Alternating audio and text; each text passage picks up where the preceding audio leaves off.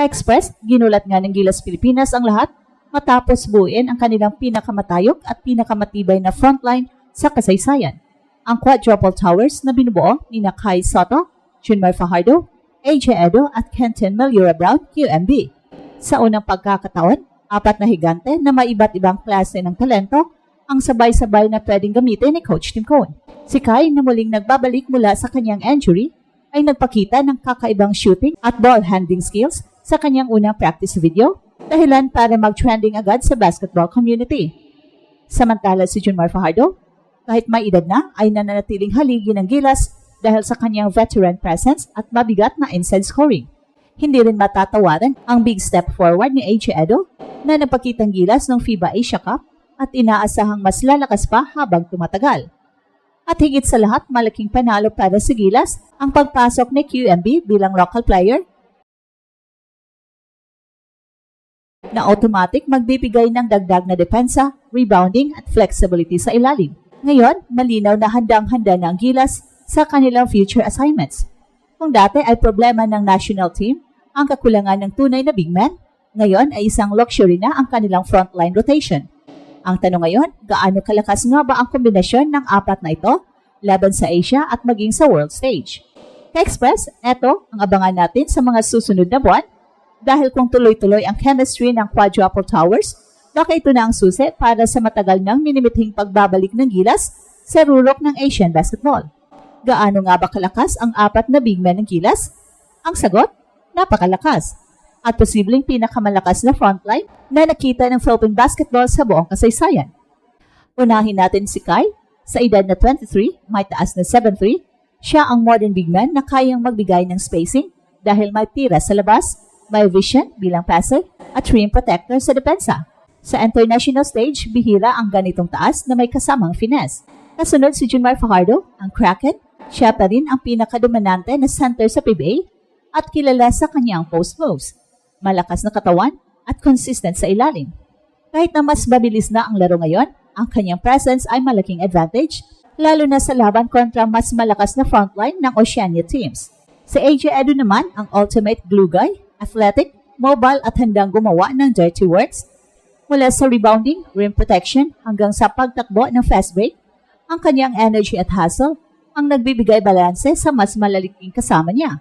At ngayon, papasok si Kenton Meliora Brown bilang bagong piraso, isang 6'10" player na kayang maglaro ng matibay na depensa, sulit sa boards at may sapat na kakayahan para umangkop sa sistema ng coach team. At dahil local player siya, hindi niya kinakain ang naturalized slot at malaking bentahe para sa Gilas. Kung pagsasamahin mo ang 4 na ito, meron kang kombinasyon ng veteran dominance kay Junmar, modern versatility kay Kai, athletic hustle kay AJ, at defensive reliability kay QMB. Hindi lang sila basta matangkad, may kanya-kanyang specialty na kapag pinagsama, nagiging nightmare para sa kahit sinong kalaban. Kaya kung ang tanong ay, gaano kalakas? Masasabi natin championship caliber.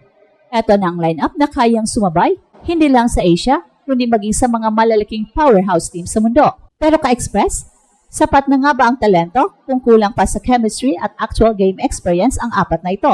Yan ang mas malalim na pag-uusapan. Hindi lang basta hype ang tinatawag na quadruple towers ng Gilas. Ang kombinasyon ni Kai, Junmar, AJ at QMB ay hindi lang tallest frontline sa Asia. Ito rin ay may tuturing na pinakabalanse sa loob ng mahabang panahon. Pero ang tanong, paano nga ba sila magtutulungan?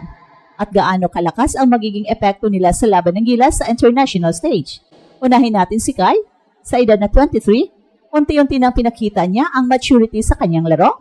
Ang kanyang shooting touch mula sa labas, kasabay ng improved ball handling, ay nagbibigay kay coach team ng flexibility na gamitin siya bilang stretch big. So ibig sabihin, hindi lang siya confined sa ilalim ng ring, kundi kaya rin niyang mag-spread ng depensa ng kalaban. Si Junmar naman, kahit papalapit na sa twilight ng kanyang career, ay nananatiling pangunahing poste ng Gilas. Ang kanyang malambot na kamay at low post dominance ay tested na sa lahat ng international tournaments. Ang mahalaga dito, nagiging teacher din siya para sa mga mas batang big man, kaya't ang leadership at consistency niya ay hindi matatawaran. Kasunod ay si AJ na lalo pang lumalakas matapos ang kanyang exceptional performance sa FIBA Asia Cup. Sa AJ, ang defensive anchor na kayang bantayan ang wing at paint ng sabay, Malaking bagay ang kanyang agility, rebounding at shot blocking presence para hindi lang protektado ang ring kundi may dagdag na hustle plays para sa gilas. At syempre sa QMB, sa pagiging eligible bilang local, automatic na pasok siya sa gilas pool. At eto ang pinaka-game changer. Ang kanyang energy, rim protection at ability to finish strong inside the paint ay nagbibigay ng bagong dimensyon. Dagdag pa, hindi niya kailangan ng maraming bola para maging effective, isang bagay na napakahalaga sa sistema ni Coach Tim. At kapag pinagsama-sama ang apat, ay bumubuo ito ng versatile frontline, Kai para sa shooting at spacing, Junmar para sa low post defense at leadership, AJ para sa depensa at hustle, at QMB para sa athleticism at rebounding. Sa international stage, lalo na kung makakasalubong ang malalaking frontline gaya ng Australia o New Zealand, hindi na basta-bastang madominate ang gilas sa taas at lakas. Well, sa madaling salita, hindi lang ito tungkol sa pinakamataas na frontline, ito ay tungkol sa pinakakompletong kombinasyon ng big men na naipon ng Pilipinas sa kasaysayan. At ang tanong na lang, paano gagamitin ni Coach Tim ang rotation na ito laban sa mas malalakas na kalaban? Ka-express kung sa papel ay malakas na agad ang Gilas Quadruple Towers, ang tunay na tanong ngayon ay kung paano sila gagamitin sa actual game. Dahil hindi sapat na may height advantage lamang, kailangan din ng tamang sistema, roles at chemistry para tuluyang maging unstoppable ang kombinasyon ni Kai, Junmar, AJ at QMB. Sa una, tingnan natin ang spacing at tempo. Kapag sabay ang dalawang higante tulad ni Kai at Junmar, maaring bumagal ang opensa dahil parehong comfort zone nila ay malapit sa basket. At dito papasok ang flexibility ni Kai na may mid-range at 3-point shooting at ang rim protection ni AJ na kayang mag-slide sa depensa. Ang kakayahan ni QMB bilang hustle big man na marunong mag-cut at mag-rebound ay nagbibigay ng balanse. Ikalawa, malaking bagay din ang rotations.